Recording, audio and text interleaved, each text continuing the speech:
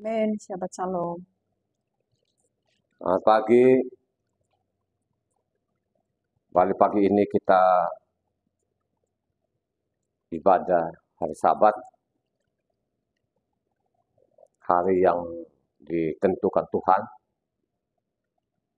Setiap hari Sabat Tuhan akan ingatkan perjanjiannya, ingat perkataannya. Siapa saja yang menguduskan hari Sabat, mengikuti perintah-perintahnya, orang itu akan terima berkat. Amin. Amin. Mari saudara menyiapkan catatan, pulpoin, mencatat apa yang saya sampaikan hari ini.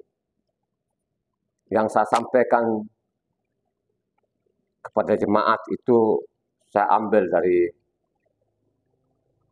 isi kitab suci yang dipegang semua orang. Itu bukan karangan-karangan sendiri, karena saya pelajari kitab suci ini sudah bertahun-tahun. Saya pelajari, saya teliti, saya sampaikan kepada jemaat. Saya sampaikan kepada jemaat itu bukan untuk saya cari keuntungan, bukan untuk saya cari uang. Sampaikan itu gratis, tidak dipungut apa-apa. Karena perintah Tuhan itu begitulah. Kamu sudah peroleh dengan cuma-cuma, berikanlah juga dengan cuma-cuma. Amin. Hari Amin. ini terambil dari Matthias 15 ayat 1 sampai ke 20. Sekali lagi, renungan kita hari ini Matthias 15 ayat 1 sampai ke 20. Atau orang membaca. Kemudian datanglah beberapa orang Farisi dan ahli Taurat dari Yerusalem kepada Yasua dan berkata, "Mengapa murid-muridmu melanggar adat istiadat nenek moyang kita? Mereka tidak membasuh tangan sebelum makan." Tetapi jawab Yasua kepada mereka, "Mengapa kamu pun melanggar perintah Tuhan demi adat istiadat nenek moyangmu? Sebab Tuhan berfirman, hormatilah ayahmu dan ibumu, dan lagi siapa yang mengutuki ayahnya dan ibunya pasti dihukum mati. Tetapi kamu berkata, barang siapa berkata kepada bapaknya atau kepada ibunya, apa yang ada padaku dapat digunakan untuk pemeliharaanmu, sudah digunakan untuk persembahan kepada Tuhan. Orang itu tidak wajib lagi menghormati bapaknya atau ibunya. Dengan demikian firman Tuhan kamu nyatakan tidak berlaku demi adat istiadatmu sendiri. Hei orang-orang munafik, benarlah nubuat Yesaya tentang kamu. Bangsa ini memuliakan aku dengan bibirnya, padahal hatinya jauh daripadaku. Percuma mereka beribadah kepadaku, sedang ajaran yang mereka ajarkan ialah perintah manusia. Lalu Yasua memanggil orang banyak itu dan berkata kepada mereka, dengar dan camkanlah. Bukan yang masuk ke dalam mulut yang menajiskan orang, melainkan yang keluar dari mulut itulah yang menajiskan orang. Maka datanglah murid-muridnya dan bertanya kepadanya, engkau tahu bahwa perkataanmu itu telah menjadi batu sandungan bagi orang-orang Farisi? Jawab Yasua, setiap tanaman yang tidak ditanam oleh Bapakku yang di sorga akan dicabut dengan akar-akarnya. Biarlah mereka itu. Mereka orang buta yang menuntun orang buta. Jika orang buta menuntun orang buta, pasti keduanya jatuh ke dalam lubang. Lalu Kefa berkata kepadanya, jelaskanlah perumpamaan itu kepada kami. Jawab Yasua, kamu pun masih belum dapat memahaminya. Tidak tahukah kamu bahwa segala sesuatu yang masuk ke dalam mulut turun ke dalam perut, lalu dibuang di jamban? Tetapi apa yang keluar dari mulut berasal dari hati, dan itulah yang menajiskan orang. Karena dari hati timbul segala pikiran jahat, pembunuhan, perzinahan, percabulan, pencurian, sumpah palsu, dan hujat. Itulah yang menajiskan orang. Tetapi makan dengan tangan yang tidak dibasuh tidak menajiskan orang. Haleluya.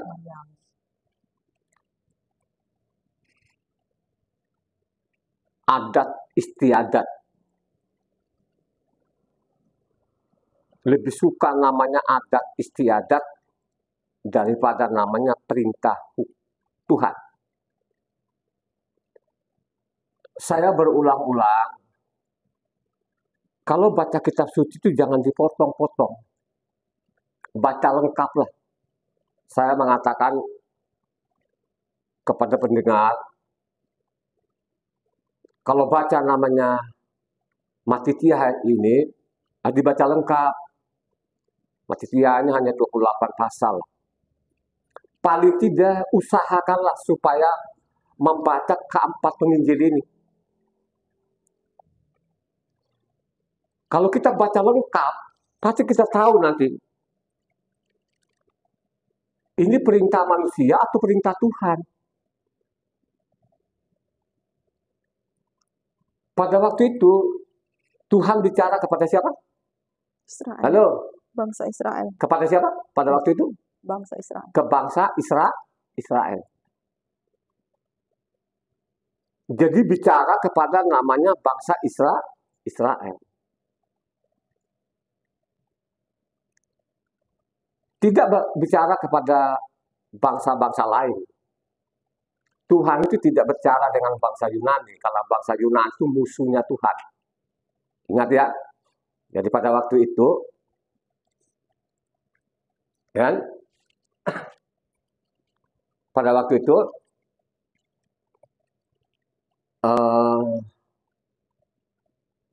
zaman penjajahan, dijajah oleh siapa? Pada waktu zaman Yesua? Romawi lah. Waktu mereka di Babel, ya, itu sesudah Babel diterima oleh namanya Yunani. Jadi dijajah oleh bangsa Yunani. Nah, dalam penjajahan bangsa Yunani itulah mereka bikin namanya ibadah baru atau agama. Jadi ada agama ya pada waktu zaman Yesua itu. Sudah ada agama. Agamanya mereka apa namanya?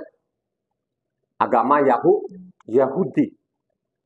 Ada kitabnya mereka bernamanya Talmud pada zaman Yesua. Jadi pada waktu dia bicara dengan orang-orang Israel, bangsa ini lebih suka namanya apa? Perintah manusia daripada perintah Tuhan. Sebenarnya kata-kata ini waktu di Babel sendiri pun, waktu mereka dibuang ke Babel, waktu dijajah di Babel sana, saudara ya, itu sudah ada juga kata-kata ini. Zamannya namanya Nabi Yehezkiel. Kalau kita baca Yehezkiel 5 ayatnya 6 sampai 7, kita mundur ke belakang, kita lihat ini zaman penjajahan. Zaman penjajahan mereka dibuang loh saudara ya, dibuang ke Babel. Ini kata juga diucapkan juga atau dicatat oleh namanya Yehezkiel ini, Yehezkiel 5 ayatnya 6-7. Ia sudah memberontak terhadap peraturan-peraturanku, lebih jahat daripada bangsa-bangsa dan terhadap ketetapan-ketetapanku, lebih jahat dari negeri-negeri yang di sekitarnya, karena mereka menolak peraturan-peraturanku dan kelakuan mereka tidak selaras dengan ketetapan-ketetapanku. Sebab itu beginilah firman Tuhan Yahweh, oleh karena engkau lebih jahat daripada bangsa-bangsa yang di sekitarmu, dan kelakuanmu tidak selaras dengan ketetapan-ketetapanku, dan engkau tidak melakukan peraturanku bahkan engkau melakukan peraturan bangsa-bangsa yang di sekitarmu. Karena kejahatannya mereka begitu jahatnya. Karena kejahatnya mereka akhirnya apa? Dibuang ke Babel. Karena kejahatannya mereka tidak mau lagi mengikuti namanya hukum Tuhan. Mereka lebih suka namanya adat istiadat. Ya. Apa sih adat? Adat itu apa? Kebiasaan-kebiasaan yang itu dari mulut ke mulut. Ya. Kebiasaan-kebiasaan atau suatu bangsa ada mungkin kepercayaannya, tapi tidak ada dasarnya. Itu sebenarnya dari mulut ke mulut. Tapi kalau hukum Tuhan ada dasarnya. Makanya saya mengatakan hukum Tuhan itu ditulis oleh Mose, dan sebelum ditulis oleh Mose itu diperdengarkan, ya, diperdengarkan suaranya, namanya Tuhan ini, Tuhan Yahweh ini. Jadi namanya hukum, dicatat oleh Mose. Berulang-ulang kali kitab Taurat atau hukum Tuhan ini didengar semua orang. Makanya khotbah saya yang lalu itu namanya kedua loh batu, atau isi kedua loh batu itu sebelum ditukik oleh Tuhan itu diperdengarkan dulu kepada semua orang Israel. Ya. Makanya hukum Tuhan itu, Taurat itu adalah terang bangsa-bangsa. Ingat baik-baik ya. Nah, pada waktu dia datang di bumi ini, apakah ini tadi orang Israel makin benar nggak? Makin tidak benar. Tadi kan sudah dicatatkan oleh namanya Yeskiel 5 ayatnya 6-7. Jadi bangsa ini makin jahat. Jadi ingat ya, pada waktu namanya dicatat ini oleh namanya Yeskiel ini dalam pembuangan mereka ini. Ya. Kenapa sih dibuang? Makanya perlu sekali saya mengajak pendengar maupun jemaat depan ini, marilah engkau baca, mempelajari isi kitab suci ini. Sehingga engkau tahu nanti, kenapa sih kata-kata keluar. Bangsa ini jahat sekali. Dia lebih suka namanya perintah manusia daripada perintah Tuhan. Ini kan diulang, saudara. Zaman itu zaman pembuangan di Babel, mereka di Babel, kejahatan yang mereka makin menjadi-jadi. Susah sekali, maka di sana dijuluki namanya tegak tengkuk, kepala batu. Ya. Dari kepala batunya itu dicatat dalam kitab suci ini. Makanya saya berulang-ulang kali, marilah kau baca namanya Nehemia 13 itu. Dari situlah cikal bakalnya bangsa Yahuda ini, bangsa Israel ini melakukan kejahatan. Kelihatan di situ kalau kau baca namanya Nehemia 13. Bagaimana di situ mereka menyimpang. Yang menyimpang itu adalah imam-imam, sudah dicatat loh di situ. Nah, dari situlah namanya, dari Nehemia itu kurang lebih itu 600 tahun sampai zaman Yasua. Ya. Jadi bangsa ini lebih suka namanya adat istiadatnya. Dia lebih suka ini bangsa tegas tengkuk ini namanya perintah manusia daripada perintah. Perintah itu apa yang dimaksud? Yang dimaksud Taurat. Tauratnya. Makanya perlu saudara baca namanya Matitya ini. Jadi Matitya ya. Jadi ini Matitya. Ya. Saya tidak tahu juga kenapa sih orang Kristen ini mengganti-ganti nama orang. Ya. Setiap kalau kita tanya, cepat dari mulutnya yang berbisa itu, oh masalah bahasa Pak. Kok nama kok masalah bahasa? Coba deh baca buku manapun tidak ada, tidak pernah ketemukan. Ya toh? Kalau nama-nama orang, misalnya saya ini, nanti kalau Amerika diganti nama, tidak pernah ada. Ya. Waktu penyebutannya tadi agak salah, itu mungkin dimaklumi, tapi tulisannya harus sama. Ya. Hanya orang-orang Kristen saja yang menggampangi. Itu kan bahasa katanya. Kitab yang kita pegang ini, yang mereka sebut orang Kristen itu perjanjian baru, semua memang diperbarui. Ya, Matitya di sini namanya Matius. Kalau kitabnya yang disalin lembaga kitab Indonesia itu namanya King James, itu namanya apa? Mateus. Ya. Jadi di Indonesia namanya Matius, di Eropa sana Mateus. Kok nama-nama orang penting ini kok diganti? Jadi semua berganti loh saudara. Kalau kita mau saja menyelidiki kitab suci dengan baik dan benar, ketahuan kok sebenarnya ini. Hanya persoalannya tidak ada yang mau. Ya. Jadi apa yang disodorkan di mimbar itu sudah terima aja. Terima aja. Ya. Makanya mengatakan, ini bangsa ini lebih suka namanya perintah manusia daripada perintahku. Ya. Loh, pada waktu marah loh saudara. Jadi ingat ya, pada waktu Yosua itu tidak bicara kepada bangsa lain, dia bicara kepada nama orang Israel. Dia adalah anaknya. Ya. Israel itu anaknya loh saudara ya. Makanya dia datang di bumi, cari anaknya yang tersesat. Dia tidak cari bangsa lain. Dan pada waktu itu memang dia tidak mau bicara namanya ke bangsa. Karena bangsa-bangsa itu dia sudah tahu. Dia sudah tahu penghujung ini, dia sudah tahu bangsa-bangsa ini, mereka tidak pernah akan mendengarkan hukum. Dan tidak pernah namanya bangsa-bangsa itu akan mengenal hukum. Ya. Bagaimana lu mengenal hukum sekarang ini? Yang kita pegang dirubah semua. Loh, dirubah semua loh yang kita pegang ini. Nama Yahweh jadi Tuhan huruf besar semua. Kadang-kadang dia bernama Allah. Dirubah loh di dalam ini.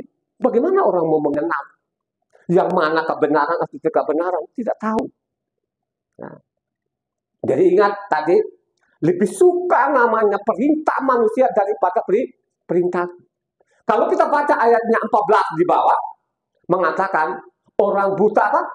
Menuntun orang buta, akhirnya dua-duanya masuk apa? Lubang, masuk jurang. Ya. Kenapa sih kata-kata ini? Karena memang zaman itu, kenapa dia mengatakan ini orang buta, menuntun orang buta? Akhirnya dua-duanya masuk. Kalau Amsal bilang, ada orang mengatakan jalannya lurus, ujungnya apa? Maut. Ya. Kalau kita baca di Amsal. Tapi kalau di sini orang buta menuntun orang buta. Makanya saya mengatakan memang kebanyakan orang buta di sini. Orang buta dan orang tuli, ya, buta rohani, tuli rohani.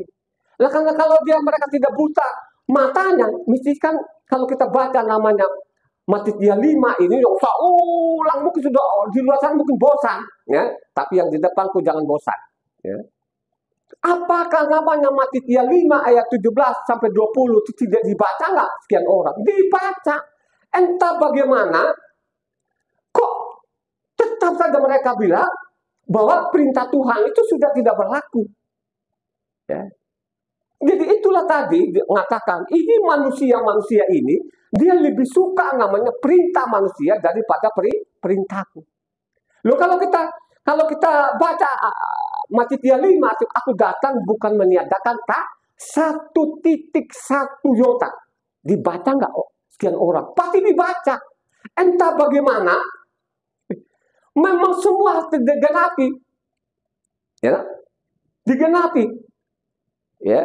Jadi manusia ini lebih suka perintah manusia daripada perintahku. Kalau kita baca tadi coba ayatnya 7 sampai 9. Tadi Matitia 15 ayat 7 sampai 9. Ayat 7. Hai orang-orang munafik, benarlah nubuat Yesaya tentang kamu. Bangsa ini memuliakan aku dengan bibirnya, padahal hatinya jauh daripadaku.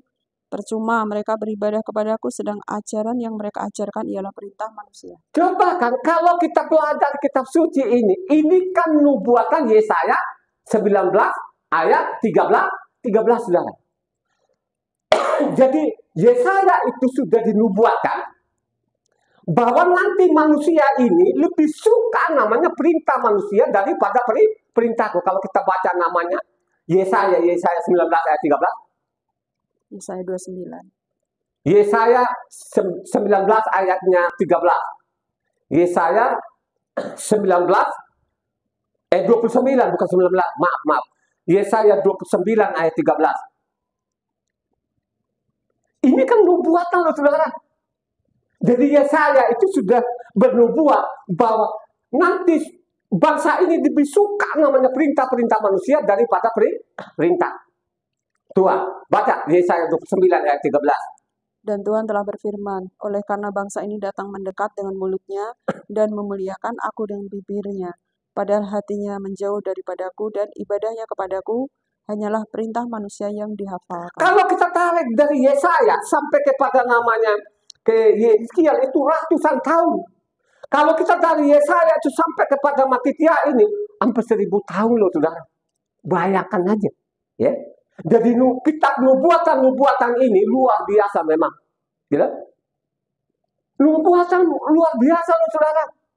Kenapa sih pada waktu dia lebih suka perintah manusia daripada perintahku? Pada waktu zaman itu ada kitab lain nggak selain Taurat? Kitab apa namanya? Kitab namanya Talmud. Ya. Jadi zaman Yesua itu sudah ada namanya agama baru namanya agama Yahudi. Ada kitabnya mereka namanya Talmud. Jadi ingat baik-baik ya, belajar kitab suci yang benar ya. Ya. Ada Talmudnya, saudara. Sehingga dia mengatakan ini manusia itu dia lebih suka Talmudnya. Talmud itu perintah manusia. Tuhan itu tidak pernah diperintahkan nabi-nabinya supaya bikin agama baru atau agama, nggak ada, tidak pernah ada loh, ya. Sampai mereka pembuang ke Babel, sampai mereka kembali lagi dari Babel itu hanya memperingatkan mereka supaya kembali kepada hukumnya Tuhan. Tidak pernah Tuhan memerintahkan nabi manapun, rasul manapun untuk bikin namanya agama, tidak ada. Waktu dia datang di bumi sendiri pun itu, dia tidak pernah memerintahkan namanya murid-muridnya ini bikin agama, apalagi namanya agama Kristen, nggak ada, tidak pernah ada. Ya, jadi agama Kristen itu bikinan manusia, bukan dari Tuhan. Siapa yang mau menantangin? Tidak ada di dalamnya. Makanya dikritik sama mereka itu, kamu lebih suka namanya Talmudmu daripada namanya apa? Hukum Tuhan itu, ya. Makanya kalau kita baca namanya Matitya 23 ayat 33 sampai 34, baca di situ. Baca. Matitya 23 ayat 33 sampai 34. Hei kamu ular-ular, hei kamu keturunan ular beludak, bagaimanakah mungkin kamu dapat meluputkan diri dari hukuman neraka? Sebab itu lihatlah, aku mengutus kepadamu nabi-nabi, orang-orang bijaksana dan ahli-ahli Taurat. Separuh di antara mereka akan kamu bunuh dan kamu salibkan, yang lain akan kamu sesah di rumah-rumah ibadahmu, dan kamu aniaya dari kota ke kota. Coba kan, dari generasi ke generasi itu, utuslah nabi-nabi ini supaya kembali kepada hukum Tuhan. Tapi mereka bunuh nabi-nabi itu, saudara. Jadi bayangkan aja, hai kamu ular-ular, keturunan ular beludak. Ini kasar nggak? Kasar nggak? Kasar. Saya mau beritahukan, ular itu kalau jalan lurus atau berkelok-kelok. Ya. Coba, Taurat itu kan simpel sebenarnya, nggak rumit. Ya, coba, nggak rumit, saudara. Akhirnya yang bikin rumit ini adalah namanya apa? Imam-imam ini, ahli-ahli Taurat ini. Ya, rabi-rabi ini, saudara. Yang bikin rumit itu, rumitnya di mana? Ada namanya kitab Talmud, saudara. Ingat baik-baik ya, saya mau peringatkan pendengar ini, ya, yang sudah subscriber ini.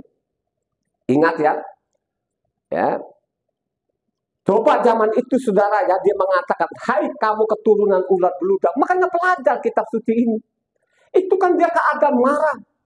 Bagaimana pada waktu itu Talmudnya mereka angkat-angkat, sedangkan namanya hukumnya mereka tinggalkan. Tidak ada lagi namanya yang melakukan hukum Taurat, saudara. Sehingga keluar kata-katanya tadi, hai kamu keturunan ular beludak, ya, hai kamu ular-ular, kan gitu, ya. Dijulukin mereka ular. Sudah deh diutus nabi-nabi, tapi kamu membunuhnya.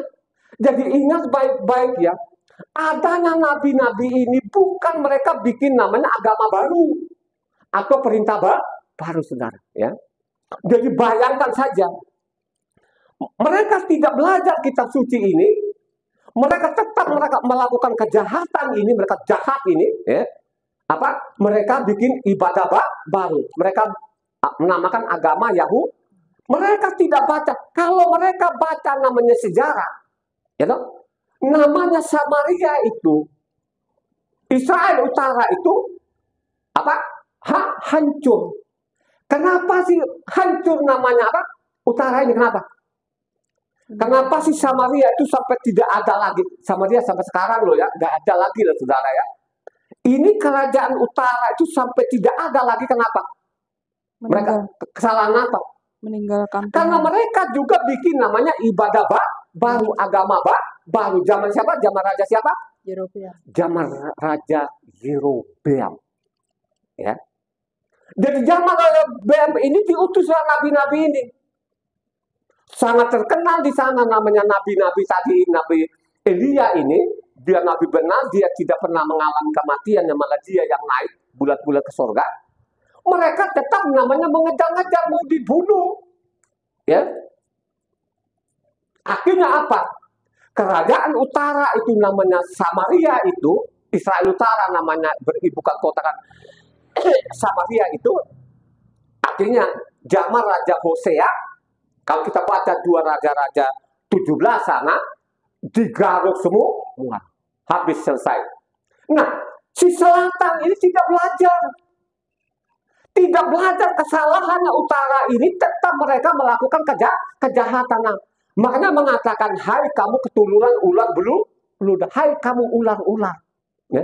Coba kata-kata ini kasar loh pada waktu itu. Kenapa dikatakan ular ini? Karena mereka meninggalkan hukum Tuhan. Ada namanya kitabnya mereka Talmud. Duh, ini peringatan terakhir loh ya. Menuju namanya apa? Mau disalib saudara. Ya. Makanya kalau kamu baca selanjutnya nanti Matius 24 ya, pada waktu mereka kagum ini murid-muridnya mereka kagum namanya bait suci, megah sekali itu. Dan apa yang kamu kagum nanti ini tidak ada lagi batu yang di atas batu yang lain. Ya, kalau kau baca namanya Matius 24 di sana, ya. Kenapa seperti itu? Karena mereka meninggalkan hukum Tuhan. Lebih suka namanya perintah manusia tadi namanya Talmud ini saudara. Akhirnya apa? Ya, kalau buku sejarah kan dicatat sejarah 70 tahun kemudian akhirnya apa? Selatan ada nggak? Ya, tidak ada lagi sampai kosong. Sampai kosong nggak? Ya. Kalau kita baca dalam kitab suci ini sudah diperingatkan juga, ya, untuk selatan ini zaman Nabi Yesaya ini.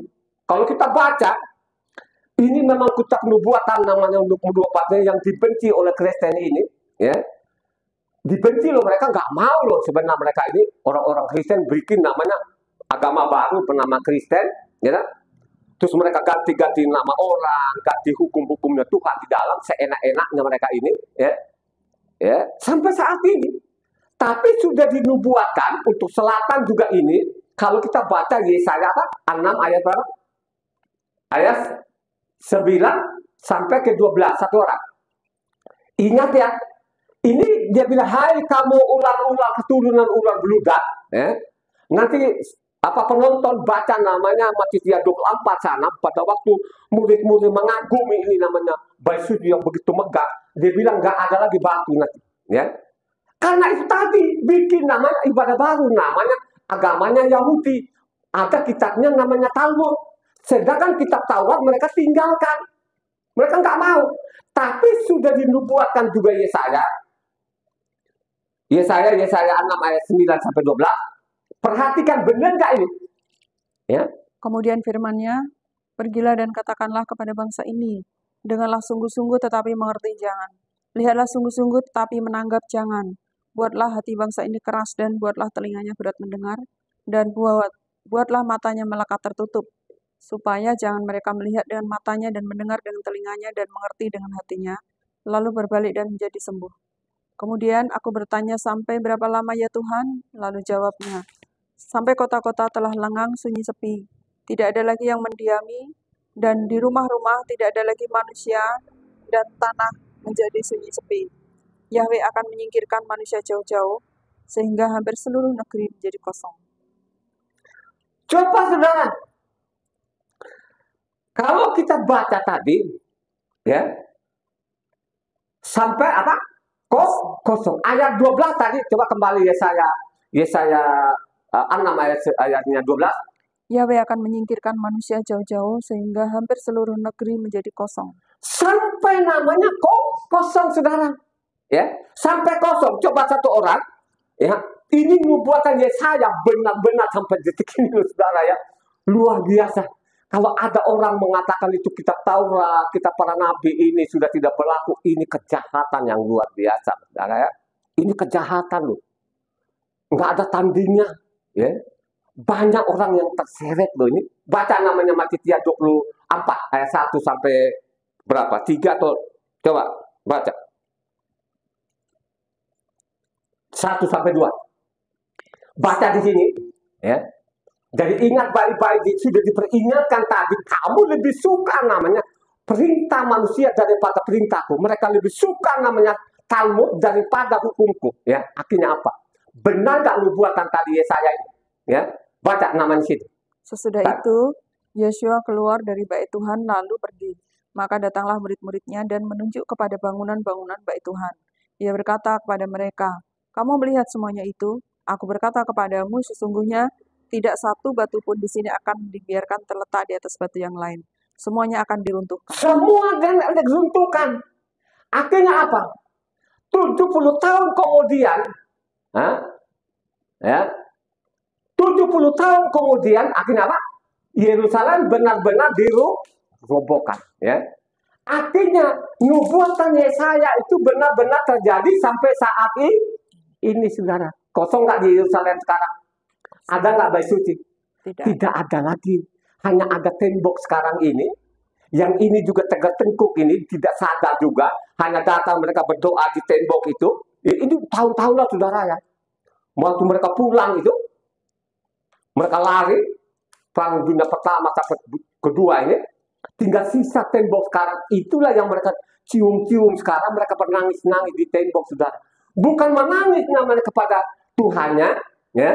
Bukan mereka kembali kepada hukum Tuhan, mereka belum mau namanya berseru kepada nama Yahweh, saudara. Ya, itulah akibatnya. Ya, terus diperingatkan waktu mereka pulang ini, Tuhan memperingatkan mereka sudah. Ya, kita contoh dulu ditata sejarah ini waktu namanya Yom Kippur, hari perdamaian, berapa ribu orang mati, ya, dihajar kan? Mereka tidak sadar juga. Berapa tahun yang lalu lagi diserang lagi ada berapa 1000 lebih orang. Ya. Tidak sadar juga kalau kita baca kitab suci, ya, seperti saya ini, ya hanya bisa elus-elus dada, saudara. Ya. Makanya sama tabiat yang namanya utara itu mirip loh sampai saat ini. Ya miriplah selatan dengan utara ini. Ya.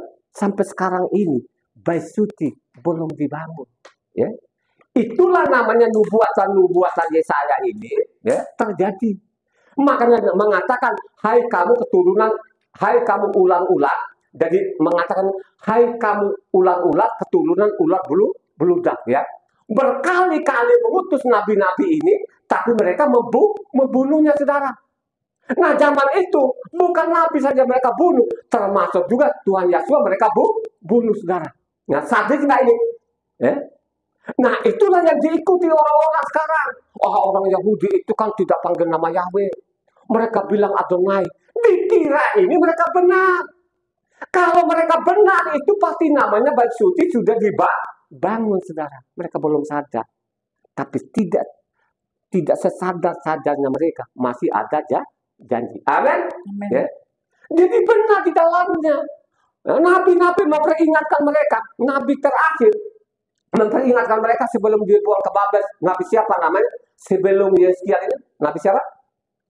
Sebenarnya antara Yeremia dengan Yeskiel kan sejaman, saudara ya. Jadi bayangkan aja, zaman Yeremia itu pada waktu raja benar ini bernama Yosia ini, ya, terus diperingatkan namanya bangsa ini, ya, supaya tetap kembali kepada hukum Tuhan. Mereka tidak mau, ya, tidak mau. Coba.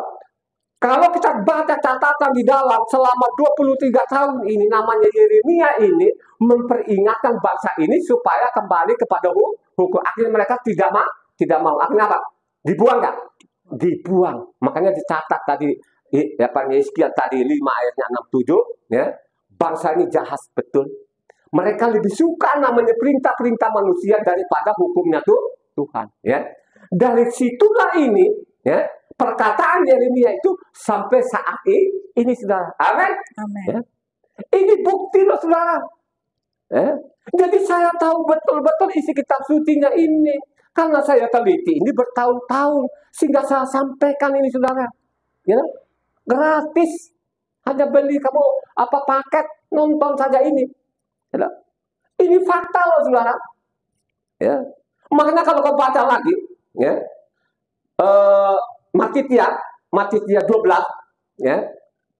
Matitia, kita mundur Matitia 12 ayatnya 34 sampai 37. Perhatikan di situ. Hai kamu keturunan ular beludak. Hai kamu keturunan ular beludak. Bagaimanakah kamu dapat mengucapkan hal-hal yang baik, sedang kamu sendiri jahat? Karena yang diucapkan mulut meluap dari hati. Orang yang baik mengeluarkan hal-hal yang baik dari perbendaharaannya yang baik, dan orang yang jahat mengeluarkan hal-hal yang jahat dari perbendaharaannya yang jahat. Tetapi aku berkata kepadamu, sampai 37. Setiap kata sia-sia yang diucapkan orang harus dipertanggungjawabkan pada hari penghakiman. Karena menurut ucapanmu engkau akan dibenarkan, dan menurut ucapanmu pula engkau akan dihukum. Hai kamu keturunan ular beludak. Ya. Dengan ucapanmu akan dibenarkan. Dengan ucapanmu juga akan dihukum, saudara. Jadi ingat baik-baik, makanya saya mengatakan, marilah. Ya, yang sudah subscriber ini, mari engkau baca keempat penginjil ini. Kalau engkau baca keempat penginjil ini, jangan diputus ini. Pasti engkau berpikir ulang lagi. Apa yang disodorkan kita selama ini. Ya? Yang mengaku-ngaku sekarang ini agama Kristen, saudara. Ya? Ingat baik-baik ya, perkataannya Tuhan di situ. Ya? Hai kamu ular keturunan ular belu. Ini orang Israel, saudara. Dia tidak berurusan namanya apa? Dia tidak berurusan dengan apa? Orang-orang bangsa-bangsa. Dia sudah tahu bangsa-bangsa itu. Pasti mereka namanya nolak hukum Tuhan. Tuhan itu sudah tahu. Ya. Makanya saya mengatakan pendengar ini bacalah namanya Mazmur 147 ayat 20. Yesaya 30 ayatnya 28 gitu. Supaya engkau punya pemahaman. Ya. Kalau secara bangsa itu nggak ada, saudara. Kalau pribadi betul ada. Ya, makanya kemarin saya lihat khotbah saya kemarin itu kurang lebih sekarang itu kan ada 140-an ya. Ya. Berarti kan dari subscriber kurang lebih 30% penonton kemarin ada satu orang yang like. Saya yakin ini yang like ini dia mendapat berkat yang luar biasa. Saya tidak tahu keberadaanmu, ya. Tapi kalau kau pegang terus itu saudara ya, marilah kau contoh apa yang dilakukan namanya janda di Sarfat itu, ya. Marilah kau merenung itu namanya janda di Sarfat itu yang di utara ini, yang sudah Kabelingar itu, ya. Masih kau baca yang lengkap di sana 1 Raja-Raja 17, ya. Pasti kau memahami, ya. Dia tidak peduli kok janda di Sarfat itu. Orang menyimpang dia tidak peduli, dia tetap namanya hukumnya Tuhan, ya. Diselamatkan luar biasa, ya. Jadi ingat baik-baik kan, ya. Dengan mulutmu dibenarkan, dengan mulutmu juga akan nyatakan apa? Dihukum. Semua nanti akan bertanggung jawab. Halo, dia datang nanti, ya, dia akan tanya kita. Tidak mungkin kita lolos. Kagak mungkin lu terobos di sana, saudara. Pasti dia akan pegang namanya hukumnya ini, ya. Yang dia bilang 1 iota 1 titik, saudara. Dia pegang nanti, saudara. Ya. Makanya kalau kau baca namanya Maliaki 3 ayatnya 16 sampai 18 sana, ya. Maliaki 3 ayatnya 16 sampai 18 yang kencang akan mencatat kita ini. Tuhan itu tidak pernah tidur. Ya, tidak pernah tidur. Catat, apanya? Baca tuh namanya Maliaki 3 ayatnya 16 sampai 18. Beginilah berbicara satu sama lain orang-orang yang takut akan Yahweh. Yahweh memperhatikan dan mendengarkan sebuah kitab peringatan ditulis di hadapannya bagi orang-orang yang takut akan Yahweh dan bagi orang-orang yang menghormati namanya. Mereka akan menjadi milik kesayanganku sendiri, firman Yahweh semesta alam. Pada hari yang kusiapkan, aku akan mengasihani mereka sama seperti seseorang menyayangi anaknya yang melayani dia. Maka kamu akan melihat kembali perbedaan antara orang benar dan orang fasik, antara orang yang beribadah kepada Tuhan dan orang yang tidak beribadah kepadanya. Coba lihat, kalau kita teliti kita suci, sebenarnya bukan Maliaki yang paling terakhir. Yang terakhir sebenarnya namanya apa? Nehemia, saudara ya. Jadi kalau kamu baca Nehemia nanti 13, ya, dengan lengkap pasal 13 lengkap, pasti ketahuan ini. Yang sampai saat ini, jangan ikut-ikutan di luar. Oh, mereka itu mereka tidak panggil nama Yahweh, kan begitu. Bacalah kitab suci. Jangan pengaruh yang banyak-banyaknya orang. Itu yang banyak orang-orang kagak ngerti. Makanya dia tadi bilang apa? Dia bilang apa? Tadi ayat 18, orang buta apa? Menuntun orang buta. Bagaimana mau tidak buta? Bagaimana lo mengetahui namanya isi kitab sucinya? Kalau ajaranmu dari mimbar itu, hukum Taurat sudah tidak berlaku. Coba kan? Jadi karena kata-katamu itu tadi, ya, akhirnya banyak orang yang tersandung, saudara. Banyak orang tersandung nggak? Jadi banyak orang tidak mau belajar di kitab suci lagi.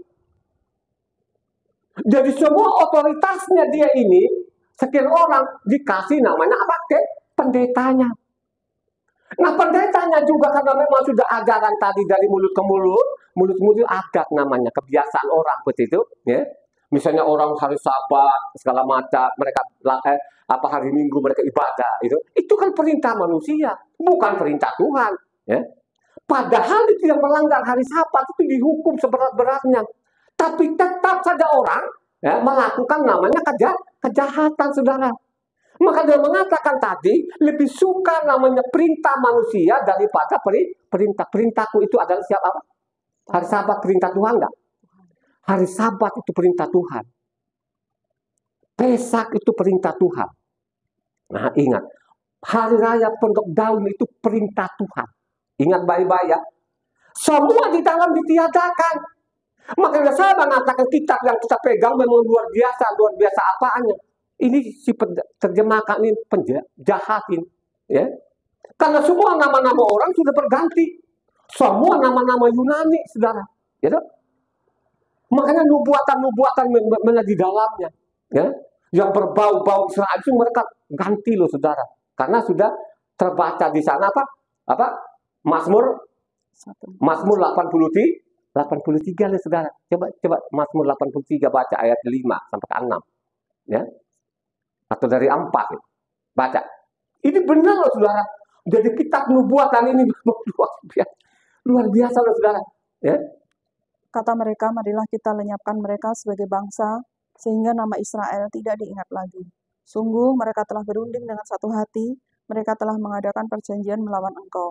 Penghuni kemah-kemah Edom dan orang Ismail, Moab dan orang Hagar, Gebal dan Amon dan Amalek, Filistia beserta penduduk Tirus juga Asyur, telah bergabung dengan mereka menjadi kaki tangan Bani Lot. Coba kan sekarang saya mau tanya, benar-benar nggak nubuatan yang terjadi sampai saat ini? Coba kan, berapa bangsa sekarang yang berusaha bagaimana namanya bangsa ini dilenyapkan? Kalau sekarang namanya Kristen ini yang berbau-bau tadi bernama-nama orang Israel diganti, termasuk namanya Matitiain. Ya, di Indonesia dia bernama Matius. Terus di Eropa bernama Matius. Bagaimana sih? Kalau orang waras tidak akan ikutin. Ini kan perintah manusia ini. Ya? Makanya saya mengatakan itu semua diganti hukum. Tapi sebelum mereka ganti hukum ini sudah dinubuatkan oleh nabi-nabi. Ya? Sudah dinubuatkan nabi-nabi nggak? Ya? Misalnya Nabi Daniel. Bagaimana nanti mereka merubah hukum? Ya? Coba kan baca Daniel 7 ayatnya 25. Benar nggak tuh? Nubuatan-nubuatan itu benar-benar terjadi. Ya benar terjadi. Mereka merubah hukum. Sekarang yang merubah hukum siapa? Ya, yang merubah waktu siapa? Ini kan Yunani. Ya, baca namanya Daniel 7 ayat 25. Ia akan mengucapkan perkataan yang menentang Yang Maha Tinggi dan akan menganiaya orang-orang kudus milik Yang Maha Tinggi. Ia berusaha untuk mengubah waktu dan hukum, dan mereka akan diserahkan ke dalam tangannya selama 1 masa dan 2 masa dan setengah masa. yang merubah hukum.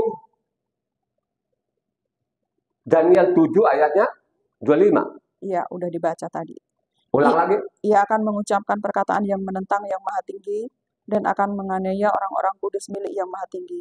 Ia berusaha untuk mengubah waktu dan hukum, dan Dia mereka merubah akan waktu diserahkan dan ke dalam hukum. tangannya selama 1 masa, 2 masa, dan setengah masa. Benar nggak? Mereka merubah waktu nggak sekarang? Benar, Waktunya Tuhan, saya mau tanya di depan saya. Waktunya Tuhan apa? dari petang ke Hah? Dari petang ke petang. Sekarang kita lihat. Benar nubuatan dengannya nggak? Sekarang perubahannya waktu kapan? dari Tengah malam, tengah malam. Siapa yang merubah ini? Sekarang mereka rubah hukum nggak? Ya? Benar nggak nubuatan Daniel mereka rubah hukum? Hukum apa yang mereka rubah sekarang ini? Hukum Taurat. Hah? Hukum Taurat. Bukan sekedar mereka rubah, suruh tinggalkan. Jadi di dalam berubah semua. Saya pernah tidak ada perintah di dalamnya. Jadi tidak ada perintah. Gitu loh. Mereka bikin sendiri, tetap saja di dalam. Kalau hari perayaan mingguan itu namanya hari Sabat, ya. Hari Sabat kok ada di dalamnya. Makanya kebiasaan dia Tuhan itu setiap hari Sabat dia mengajar, saudara. Setiap hari Sabat tidak pernah diketemukan hari Minggu. Nah, siapa yang mengganti Minggu ini? Ya, dari mana ini? Ya. Kalau kita baca dalam kitab suci tidak ketemukan kalau ibadah hari Minggu ini namanya apa? Perintah manusia. Amin. Amin. Ini jelas, saudara. Jadi tadi Daniel sudah kita baca tadi Daniel 7 ayatnya 25. Mereka berusaha akan merubah waktu dan hukum. Semua dirubah. Padahal yang di dalam kitab suci masih ada. Pondok daunnya masih ada. Pesaknya atau namanya roti tidak beragi masih ada. Semua namanya rasul-rasul itu mereka rayakan itu. Kenapa tiba-tiba sekarang yang tidak ada tulisan nongolan namanya hari Minggu, nongolan namanya Jumat Agung, terus nongolan namanya Natal. Siapa yang mengajarkan ini? Ini hukum Tuhan atau hukum manusia? Manusia. Tergenapi tadi itu. Makanya namanya Yunani. Lambangnya Yunani apa? Kambing. Kambing. Jadi lambangnya namanya Yunani itu adalah kambing. Bukan saya loh. Ya. Kalau kita baca kitab suci teliti, kita baca namanya Daniel 8 ayatnya 20 sampai 21. Perhatikan nanti lambangnya namanya Yunani tadi yang merubah-rubah hukum, ini lambangnya kambing. Dan dia nanti akan kambing terus, saudara. Sampai akhir zaman dia tetap namanya lambangnya kambing. Coba baca. Domba jantan yang kau lihat itu dengan kedua tanduknya ialah raja-raja orang Media dan Persia. Dan kambing jantan yang berbulu kesat itu ialah raja negeri Yunani. Dan tanduk besar yang di antara kedua matanya itu ialah raja yang pertama. Halo, lambangnya Yunani apa? Kambing. Kambing. Ya. Nanti pada waktu datang Tuhan kedua kalinya nanti kambing itu sebelah mana? Kiri. Ya. Kambing sebelah kiri. Domba? Kanan. Nah, kambing sebelah kiri kemana nanti tempatnya dia? Neraka. Api. Ya, baca namanya Matitya juga 25 ayatnya. Coba 1 itu. Saya mau peringatkan ini yang so-soan ini. Mana kau teliti kitab suci ini sehingga engkau tidak masuk lubang yang sama dengan Pak Pendetanya. Baca. Ayat. Ya, dari ayat 1 lah. Matitya 25 ayatnya 31 ya. Ayat 1. Pada waktu itu, hal kerajaan surga seumpama 10 gadis yang mengambil pelitanya dan pergi menyongsong mempelai laki-laki. 5 di antaranya bodoh dan 5 bijaksana. Gadis-gadis yang bodoh itu membawa pelitanya, tapi tidak membawa minyak, sedangkan gadis-gadis yang bijaksana itu membawa pelitanya dan juga minyak dalam buli-buli mereka. Tetapi karena mempelai itu lama dan tidak datang-datang juga, mengantuk. Matitya 25 ayat 31. Ayat 31. 31 dong. Dengar dulu, jangan langsung tancap gas. Apabila anak manusia datang dalam kemuliaannya dan semua malaikat bersama-sama dengan dia, maka ia akan bersemayam di atas tahta kemuliaannya. Lalu semua bangsa akan dikumpulkan di hadapannya dan ia akan memisahkan mereka seorang daripada seorang sama seperti gembala memisahkan domba dari kambing. Dan ia akan menempatkan domba-domba di sebelah kanannya dan kambing-kambing di sebelah Jadi domba itu sebelah kanannya, kambing itu sebelah kirinya. Ingat baik-baik saudara ya. Siapa yang lambat kambing? Ya, yang lambat kambing siapa tadi? Ya, Yunani. disinilah sekarang kita diajak untuk kita menantang namanya Tuhan, saudara. Ya. Jadi ingat ya, pada waktu dia datang di bumi, dia menyatakan dirinya kurang lebih 3 tahun atau 3 tahun setengah itu, dia tidak bicara kepada bangsa-bangsa. Dia bicara kepada namanya orang Israel yang sudah kablinya, saudara. Ya, hai kamu apa? Keturunan ulat beludak, saudara. Kenapa mereka ulat beludak? Karena mereka sudah meninggalkan namanya hukum Tuhan. Tidak ada satu orang lagi pun yang melakukan hukum Taurat. Ya, ini kan saya ulang-ulang terus supaya orang sadar. Ya, misalnya apanya Yohanes 7 ayat 19. Lah bukan saya kan? Memang pada waktu itu tidak ada lagi. Kenapa mereka tinggalkan? Karena sudah ada namanya agama namanya Yahudi. Ya, kitabnya namanya Talmud. Ya, baca.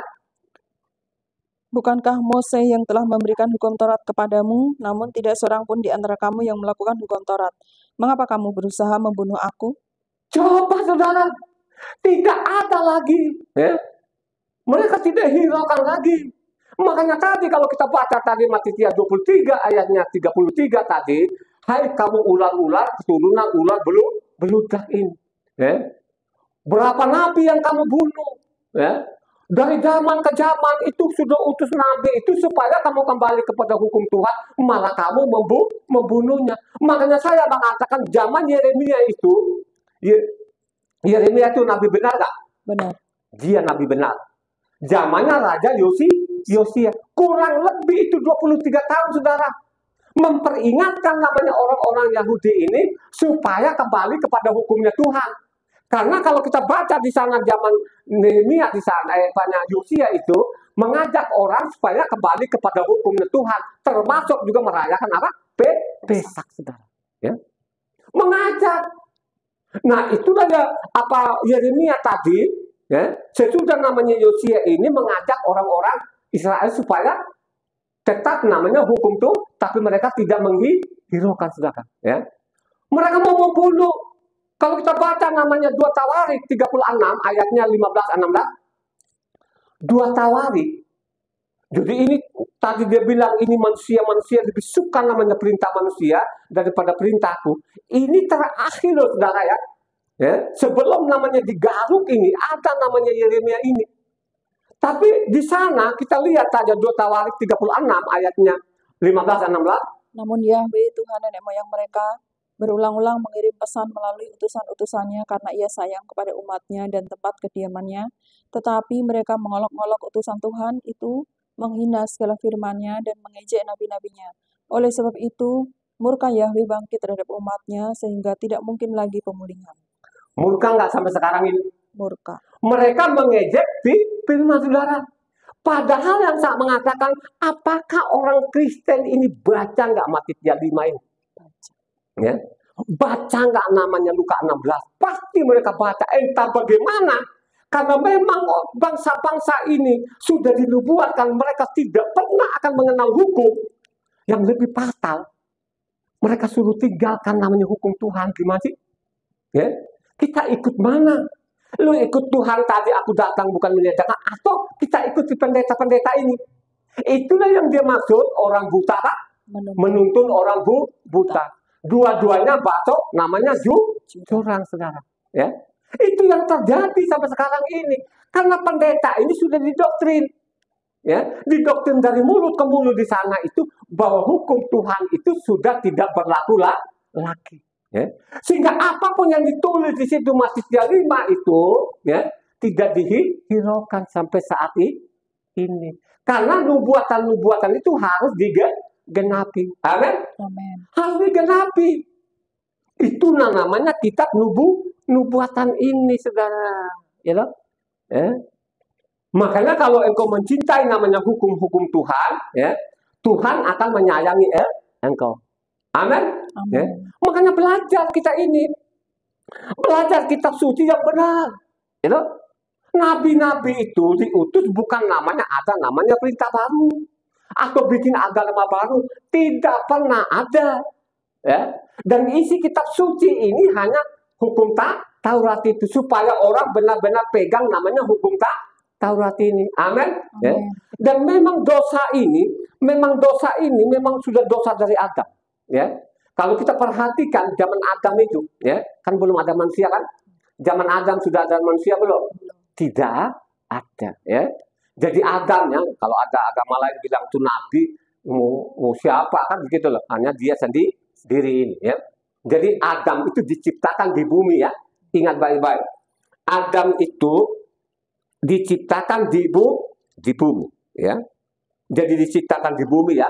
Jadi Adam itu diciptakan di bumi.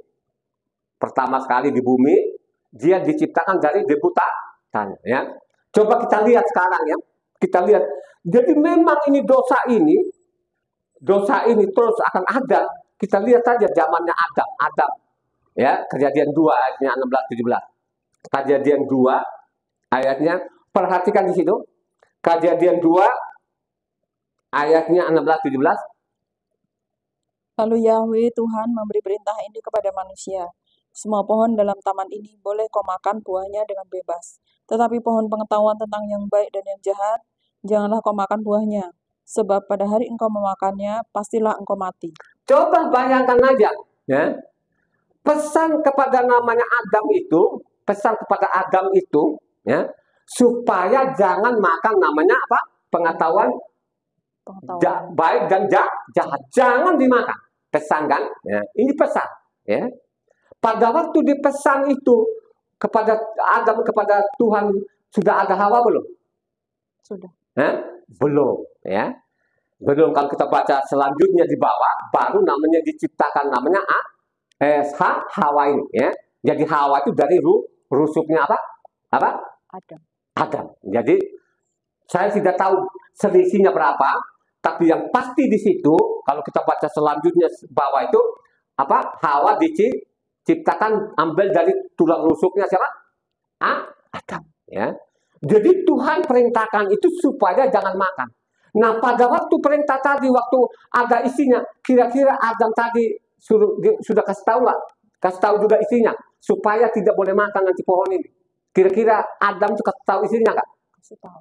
Pasti kasih tahu, ya. Karena dia ada isinya. Kok kita tahu dari mana? Kalau kita baca selanjutnya namanya Kejadian 3 ayatnya 1-8, 1-7. Adapun Kejadian 3 ayat 1-7. Perhatikan di sini. Adapun ular ialah yang paling cerdik dari segala binatang di darat yang dijadikan oleh Yahweh. Ular itu berkata kepada perempuan itu, "Tentulah Tuhan berfirman, semua pohon dalam taman ini, jangan kamu makan buahnya, bukan?" Lalu sahut perempuan itu kepada ular itu, "Buah pohon-pohonan dalam taman ini boleh kami makan, tetapi tentang buah pohon yang ada di tengah-tengah taman, Tuhan berfirman, jangan kamu makan ataupun raba buah itu, nanti kamu mati." Tetapi ular itu berkata kepada perempuan itu, "Sekali-kali kamu tidak akan mati. Tetapi Tuhan mengetahui bahwa pada waktu kamu memakannya, matamu akan terbuka dan kamu akan menjadi seperti Tuhan, tahu tentang yang baik dan yang jahat." Perempuan itu melihat bahwa buah pohon yang baik untuk dimakan dan sedap kelihatannya. Lagi pula pohon itu menarik hati karena memberi pengertian. Lalu ia mengambil buahnya dan dimakannya, dan diberikannya juga kepada suaminya yang bersama-sama dengan dia, dan suaminya pun memakannya. Maka terbukalah mata mereka berdua, dan mereka tahu bahwa mereka telanjang, lalu mereka menyemat daun pohon ara dan membuat cawat. Coba saudara, akhirnya mereka makan tadi, pengaruh tadi, ajaran-ajaran tadi ini, ya, setan ini, ya, makanya saya mengatakan, itu kalau ada orang yang mengatakan Taurat tidak berlaku lagi itu sebenarnya setan loh saudara, ya. Setan loh saudara, bukan saya loh, ada tulisan di dalam loh. Jadi siapa yang tidak mau namanya kebenaran itu adalah Taurat, itu namanya setan, ya. Itu ajaran setan saudara, bukan saya loh. Kalau kita teliti kitab suci di dalamnya, ya. Jadi ingat ya, pada waktu mereka makan itu akhirnya mereka merasa telanjang saudara, ya. Telanjang, ya. Apa sih telanjang ini? Ya, apa sih? Kok mereka tahu telanjang gitu? Karena melanggar namanya hukum Tuhan, melanggar namanya perintah Tuhan. Awal-awalnya mereka telanjang nggak? Ya, tidak saudara. Ya, mereka tidak telanjang. Kenapa sih tiba-tiba mereka tahu telanjang? Karena kemuliaan Tuhan hilang. Ya, karena manusia itu diciptakan segambar dengan Tuhan. Ya, awal-awalnya mereka baku kenal nggak? Pasti. Ya, sebelum namanya mereka melanggar tadi, tubuhnya manusia itu seperti tubuhnya Tuhan, mulia. Ya, toh? Nah, pada waktu melanggar ini, akhirnya apa? Berubah segala-galanya. Akhirnya mereka tahu bahwa mereka telanjang. Kok kita tahu? Makanya di dalam ada namanya kitab Taurat. Ya, kalau dulu itu namanya apa? Taurat apa? Lisan atau mulut. Gitu. Belum ada kitab. Mereka tahu telanjang, akhirnya mereka sembunyi, saudara. Disitulah berpisah. Ya. Nah, jadi mereka tidak mulia lagi seperti Tuhan, ya. Akhirnya seperti kita ini, ya. Jadi hilang namanya kemuliaan, ya. Kenapa saya mengatakan ilmu kemuliaannya? Kalau kita baca lengkap kitab suci ini, kalau namanya orang kembali kepada hukumnya Tuhan, dia perhatikan namanya hukum Taurat ini, makanya pada waktu dia mati kembali ke atas pakai tubuh apa? Alamiah atau pakai yang mulia? Halo? Pasti namanya waktu dia mati tadi, yang alamiah ini sudah mati, akhirnya nanti dia pakai namanya tubuh kemuliaannya pada waktu namanya belum melanggar hukum Tuhan. Amin. Mari kita buktikan. Coba Lukas 9 ayatnya 28 sampai 31. Perhatikan di sini. Ini kan orang-orang benar ini. Jadi mereka kembali lagi sebelum melanggar tadi Adam ini, mereka kembali nanti kalau kita ini percaya namanya hukum Tuhan, kita percaya bahwa Yahweh adalah Tuhan, tidak ada lain. Pada waktu kita mati, nanti kita pakai namanya apa? Tubuh apa? Kemuliaan. Baca namanya tadi, Lukas 9 ayat 28 sampai 31. Kira-kira 8 hari sesudah segala pengajaran itu, Yeshua membawa Kefa, Yohanan, dan Yakub, lalu naik ke atas gunung untuk berdoa. Ketika ia sedang berdoa, rupa wajahnya berubah dan pakaiannya menjadi putih berkilau-kilauan. Dan tampaklah 2 orang berbicara dengan dia, yaitu Mose dan Elia. Keduanya menampakkan diri dalam kemuliaan dan berbicara tentang tujuan kepergiannya yang akan digenapinya di Yerusalem. Artinya apa? Sama nggak? Waktu di atas itu, pakai tubuh apa? Manusia. Pakai tubuh kemuliaan seperti Tuhan kita. Amin. Itulah saudara. Makanya baca kitab suci ini. Supaya engkau namanya memiliki tubuh kemuliaan tadi. Marilah kita kembali kepada hukumnya kembali kepada perintah-perintahnya Tuhan. Amin. Nah itu tadi mengatakan. Lebih suka namanya perintah manusia daripada perintahku, saudara. Ya, ingat baik-baik ya. Kalau engkau mencintai akan hukum-hukum Tuhan, kau perhatikan perintah-perintah Tuhannya, pasti engkau memiliki tubuh apa? Kemuliaan. Amin. Ini kan bukan saya, saudara. Tadi kan Mose sama apa? Mose sama siapa? Elia, saudara. Pada waktu di bumi ini, Mose kan seperti kita kan? Ya. Yeshua sendiri pun pada waktu dia bumi itu, dia pakai juga tubuh kemuliaan. Dia tiba-tiba dia berubah di gunung itu, dia berubah rupa tadi, dia pakai tubuh kemuliaannya, termasuk juga orang-orang benar ini, mereka juga pakai apa? Tubuh kemuliaan. Amin. Ya. Makanya saya mengatakan waktu dia turun di bumi ini, dia tidak pakai tubuh kemuliaannya. Dia ambil tubuh alamiah seperti kita, sehingga bebas bicara. Ya. Makanya orang benar itu, kalau engkau ikuti namanya hukum-hukum Tuhan nanti, pada waktu lu mati ini, maka pasti engkau pakai namanya tubuh kemuliaanmu sebelum masuk dalam sebelum jatuh dalam dosa. Amin. Ya. Pada waktu mereka jatuh dalam dosa tadi, tiba-tiba terbuka bahasanya bahwa mereka telanjang, saudara. Amin. Ya. Awalnya mereka punya tubuh kemuliaan karena kita diciptakan segambar rupanya. Supaya kita tetap segambar serupanya ini, marilah sekarang kita sadar diri kembali kepada hukumnya Tuhan. Amin. Ini perintahnya begitu, ya. Bukan karangan-karangan saya. Perintahnya seperti itu. Makanya perlu sekali namanya kitab suci itu ada di samping kita, ya. Untuk apa ada di samping kita? Halo? Apa hanya kita taruh saja atau harus ada di samping supaya kita pelajari? Supaya kita pelajari, supaya kita tahu ini perintah Tuhan atau perintah manusia. Penting nggak? Sangat penting. Makanya di sana kalau kita baca Ulangan 17 ayatnya 18 sampai 20 itu sangat jelas loh, ya. Jadi Ulangan ini persingkat-singkat aja lah ini. Ulangan 17 ayatnya 18 sampai 20.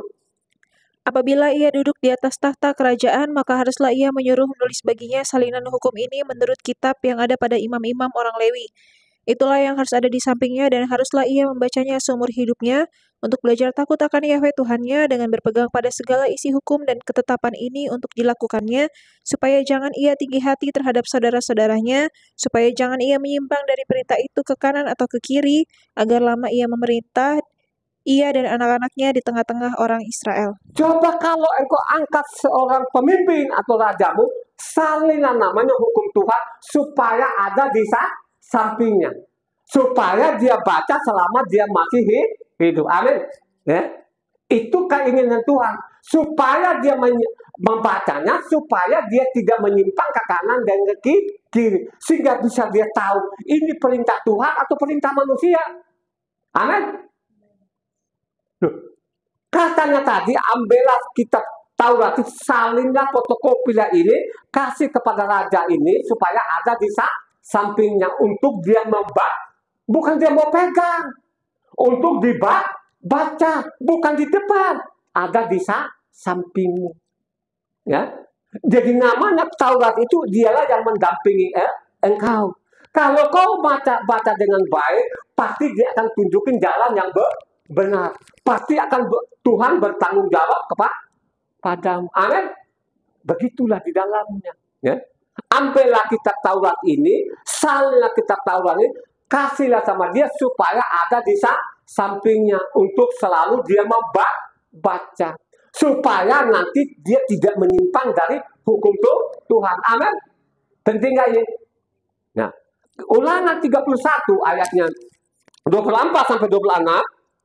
Ulangan 31 ayat 24 sampai 26. Ketika Moses selesai menuliskan perkataan hukum Torah itu dalam sebuah kitab sampai perkataan yang kehabisan, maka Moses memerintahkan kepada orang-orang Lewi, pengangkut tabut perjanjian Yahwe demikian, ambillah kitab Torah ini dan letakkanlah di samping tabut perjanjian Yahwe Tuhanmu, supaya menjadi saksi di situ terhadap engkau, sebab aku mengenal kedegilan dan tegar tengkukmu, sedangkan sekarang selagi aku hidup bersama-sama dengan kamu, kamu sudah menunjukkan kedegilanmu terhadap Yahwe, terlebih lagi nanti sesudah aku mati. Coba kan, ambillah namanya kitab itu, simpan di sampingnya tabut saudara, bukan di dalamnya. Taruh di samping. Kita ini baiknya Tuhan nggak? Kita ini tabutnya Tuhan nggak? Karena kita ini adalah baiknya Tuhan, makanya kitab suci itu selalu ada di samping kita.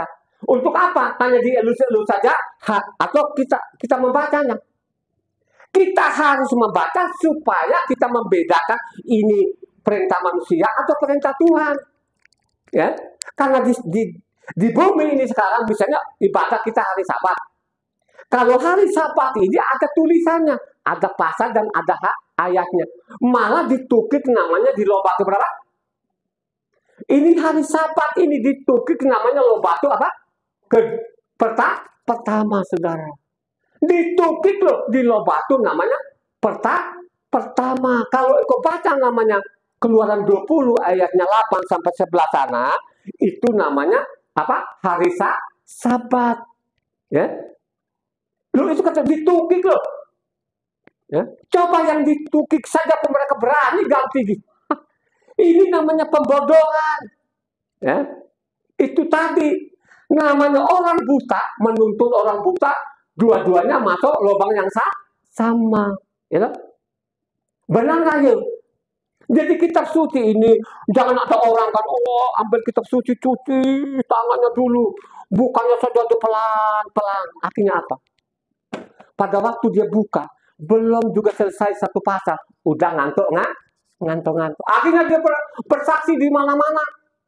Oh Tuhan luar biasa, Tuhan saya. Saya baru baca satu ayat saja, Tuhan sudah bikin saya tidur. Itu benar nggak? Ya? Benar nggak itu? Saksian itu benar nggak? Tidak pernah benar. Yang benar itu harus kau baca namanya kitab suci ini siang dan malam. Harus kau baca sebanyak-banyaknya. Harus kau baca dari Kejadian sampai Wahyu supaya engkau tahu ini perintah manusia atau perintah Tuhan. Halo, amin. Ya. Jadi namanya kitab suci itu harus ada di sampingnya, bukan untuk dielus-elus. Kalau ada apa-apa sedikit baru taruh di dada, kan gitu kan? Bacalah setiap saat, renungkan firman itu siang dan malam. Kata Pemasmur pasal pertama itu siapa? Siapa yang mengatakan tadi renungkan firman siang dan malam? Siapa dia ini? Dia seorang raja benar. Dia adalah raja. Jadi David itu dia merenungkan namanya Taurat itu. Makanya Taurat itu dianggap namanya seperti emas. Ya. Jadi Raja Daud bagaimana raja besar ini, dia suka sekali namanya perintah Tuhan yang dimaksud itu apa? Namanya apa? Hukum Tuhan, saudara. Ya. Kalau kau baca namanya Mazmur ini kan bukan suatu kesenangan saya, memang saya suka sekali perkataan Raja Daud ini. Mazmur 19 ayatnya 7 sampai 11 coba baca. Ya. Jadi Raja Daud ini dia tahu ini perintah Tuhan itu bukan, karena dia baca namanya kitab suci setiap hari. Dia bawa namanya kitab suci itu, ya, selalu ada di sampingnya. Sehingga dia tahu. Coba baca namanya Mazmur 19 ayatnya 7 sampai 11. Dari ujung langit ia terbit dan ia beredar sampai ke ujung yang lain, tidak ada yang terlindung dari panas sinarnya. Torah Yahweh itu sempurna menyegarkan jiwa, peraturan Yahweh itu teguh memberikan hikmat kepada orang yang tak berpengalaman. Titah Yahweh itu tepat menyukakan hati, perintah Yahweh itu murni membuat mata bercahaya, takut akan Yahweh itu suci tetap ada untuk selamanya, hukum-hukum Yahweh itu benar adil semuanya, lebih indah daripada emas, bahkan daripada banyak emas tua dan lebih manis daripada madu, bahkan daripada madu tetesan dari sarang lebah. Cobalah.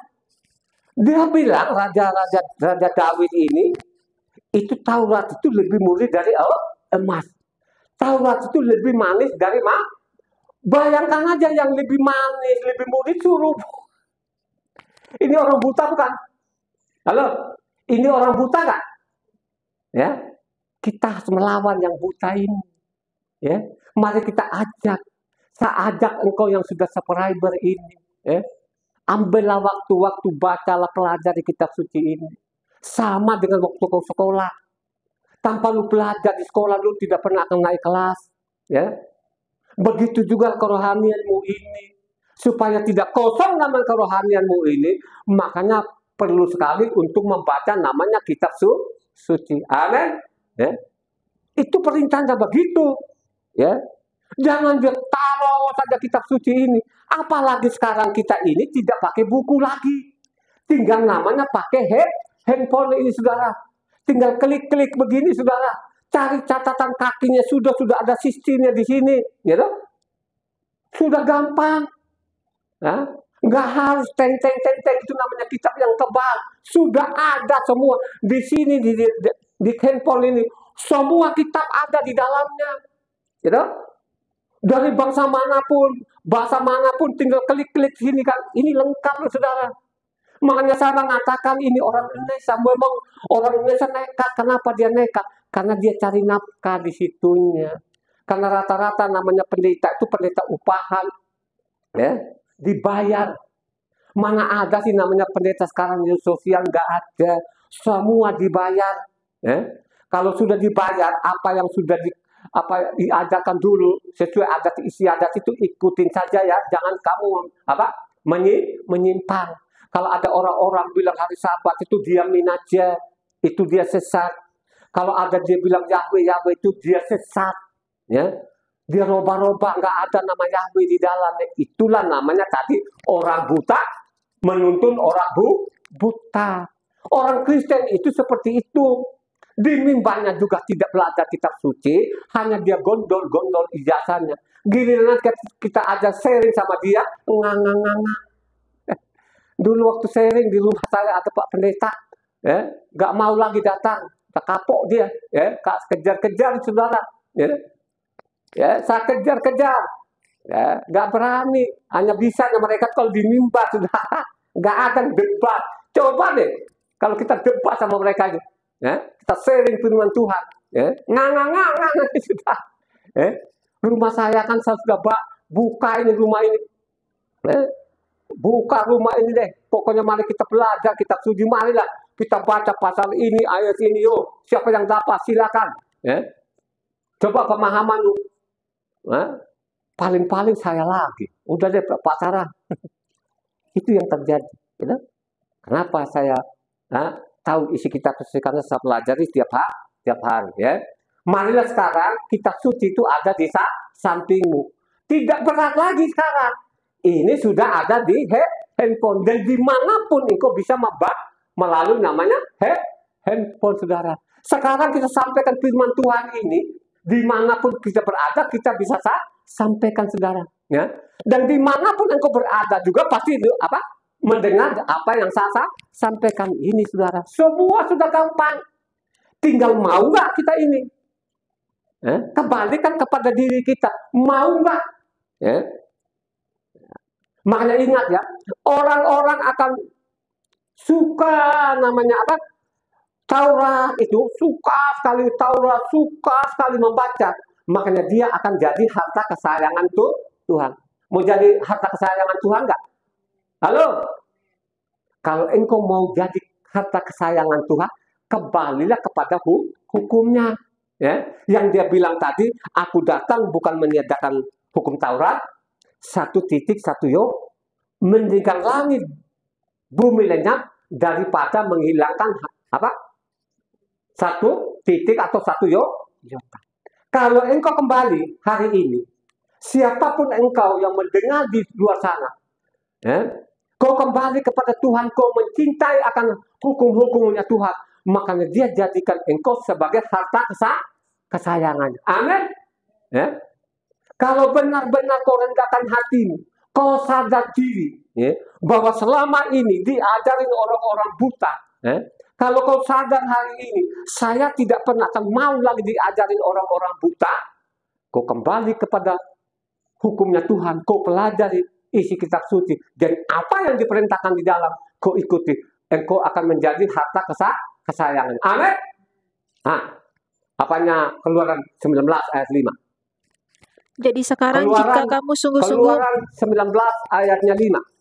Jadi sekarang jika kamu sungguh-sungguh mendengarkan firman-Ku dan berpegang pada perjanjian-Ku, maka kamu akan menjadi harta kesayangan-Ku sendiri dari antara segala bangsa, sebab Akulah yang empunya seluruh bumi. Coba kan, kalau hari ini dari mimbar ini, yang di luar sana, yang sudah subscriber ini, kalau engkau sungguh-sungguh mendengarkan yang saya sampaikan ini, engkau kembali kepada hukumnya Tuhan, makanya pasti engkau akan jadi harta kesayangan. Kalau dia sudah jadi harta kesayangannya, kira-kira dia pelihara nggak? Emang kau? Kira-kira dia bertanggung jawab nggak? Pasti dia bertanggung jawab. Ya, amin. Tidak mati dengan malapetaka. Lu tidak pernah akan mati dengan penyakit. Dia akan jamin karena engkau adalah apa? Harta kesayangannya. Kalau engkau jadi harta kesayangannya itu kembali kepada hukumnya Tuhan. Karena dia bilang aku datang di bumi ini bukan meniadakan Taurat. 1.1 yota. Mendirikan langit dan bumi lenyap daripada menghilangkan 1 yota 1 titik. Ya. Ini kan 2 orang yang menulis. Matitia juga menulis, Luka juga menulis saudara. Luka 16 ayat 17. Luka 16 ayat 17.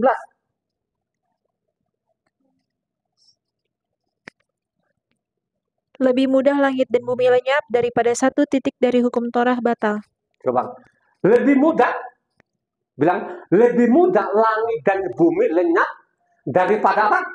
Satu titik, satu iota. Ayo. Tinggal lu pilih mana sekarang?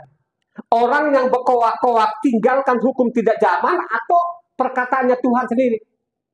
Yang dicatat oleh namanya Matithia dengan luka ini dari mulutnya Tuhan atau dari mulutnya kedua orang ini? Hah? Dari mulutnya Tuhan itu sendiri, diri saudara. Karena apa namanya? Taurat itu adalah terang bangsa-bangsa. Hukum Taurat itu terang bangsa-bangsa enggak? Perintah Tuhan itu terang bangsa-bangsa enggak? Kalau itu namanya terang bangsa-bangsa, kenapa banyak orang suruh tinggalkan terang ini? Kalau engkau sudah tinggalkan terang ini, akhirnya jadi gelap. Akhirnya orang tidak membedakan lagi suami orang, tidak membedakan lagi istri orang. Karena yang menuntun kita ini adalah Taurat, supaya tidak merugikan satu sama lain. Makanya Yesaya 51 ayatnya 4 menulisnya. Ini Yesaya lagi, kebanyakan Yesaya loh saudara ya. Yesaya itu menubuatkan nanti Tuhan jadi manusia, Yesaya juga. Jadi Yesaya juga pun ini bahwa hukum Taurat itu adalah terang bangsa-bangsa. Jadi ini dia dapat wahyu dari Tuhan sehingga namanya Yesaya ini mencatat di situ Yesaya 51 ayat 4. Perhatikanlah suaraku, hai bangsa-bangsa, dan pasanglah telinga kepadaku, hai suku-suku bangsa, sebab pengajaran akan keluar daripadaku dan hukumku sebagai terang untuk bangsa-bangsa. Coba kan hukumku ini terang bangsa-bangsa saudara. Malah sekarang bangsa-bangsa lebih liar, lebih ganas. Taurat nggak berlaku lagi, nggak relevan. Mana? Mau ikut mana? Itu perkataan orang buta atau perkataan Tuhan? Ya, dia bilang orang buta menuntun orang buta. Artinya dua-duanya masuk neraka. Yang lubang neraka saudara masuk di situ saudara. Bukan saya loh. Ya baca kan Matithia 5 ayatnya 17 sampai 20 kan. Bukan saya loh saudara ya. Siapa yang meniadakan satu titik masuk neraka itu. Siapa yang melakukan hukum Taurat, yang mencintai hukum Taurat, dia akan masuk dalam kerajaan surga saudara. Amin. Kan itu.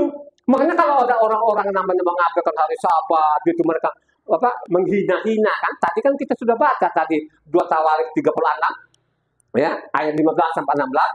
Mereka menghina api firman.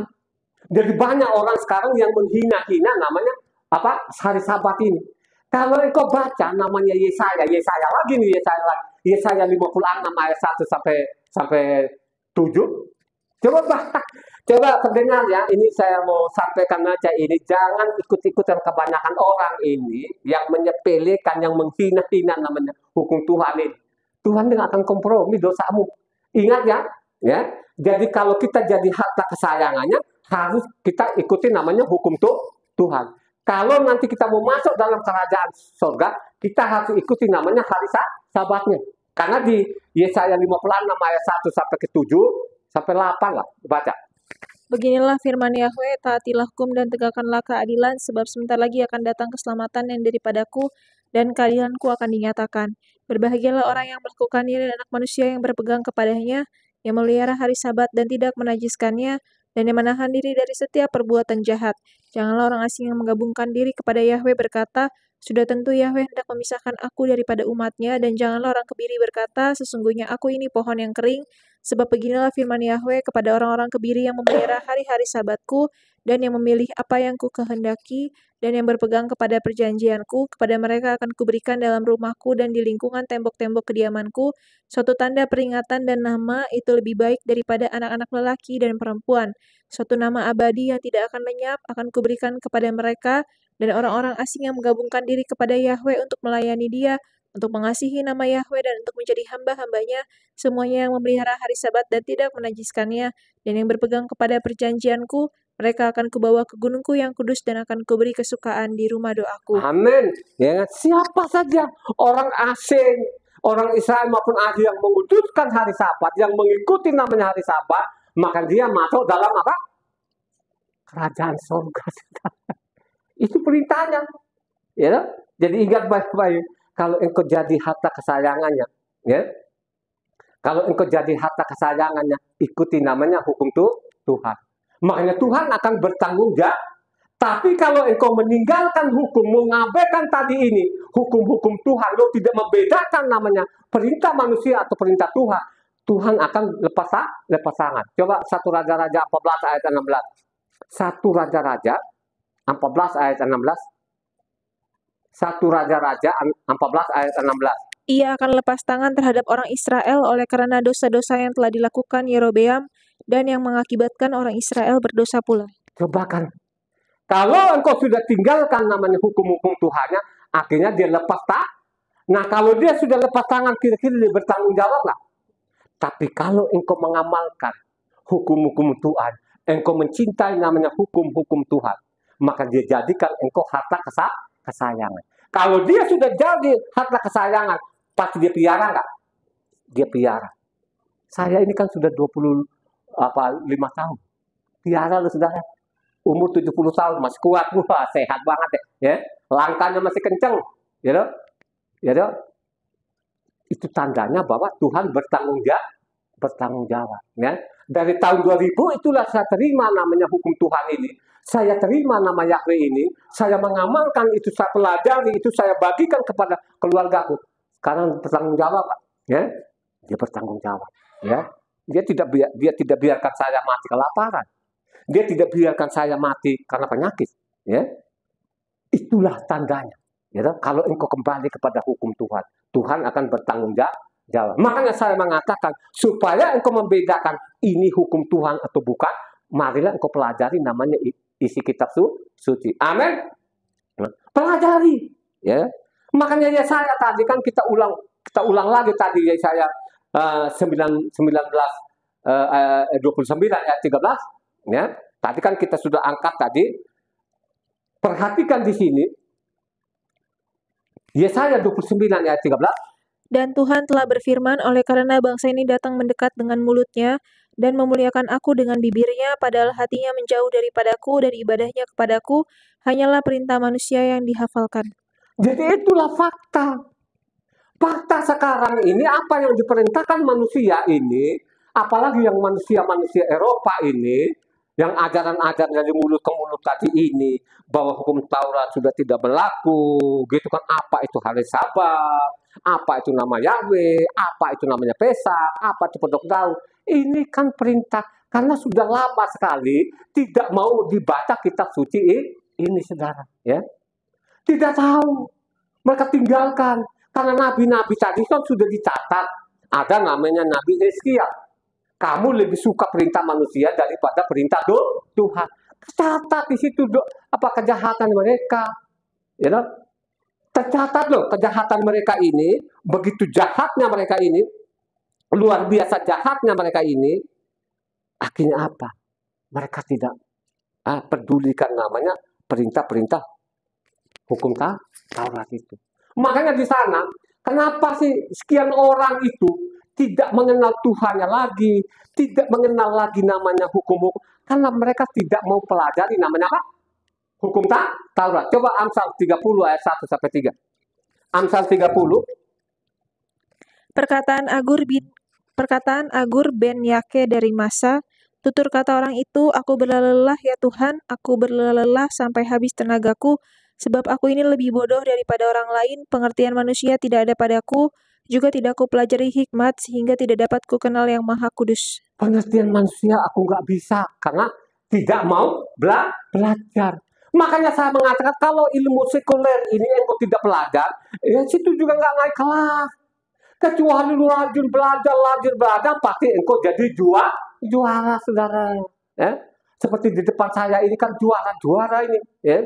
Juara dari SD, juara SMP, juara SMA, sampai perguruan tinggi yang terkenal lagi juara. Kenapa juara? Karena apa? Belajar. Tadi dia bilang, kenapa sih saya tidak mengenal Tuhan? Karena saya tidak pelajari namanya hukum Tuhan. Akhirnya tidak kenal lagi Tuhannya. Tidak tahu itu apa namanya Taurat itu. Tidak tahu lagi apa itu hukum Tuhan.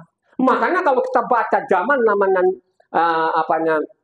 Zekaria ini Zekaria nabi loh ya. Jadi Zekaria dia tahu benar pengalaman hidupnya itu.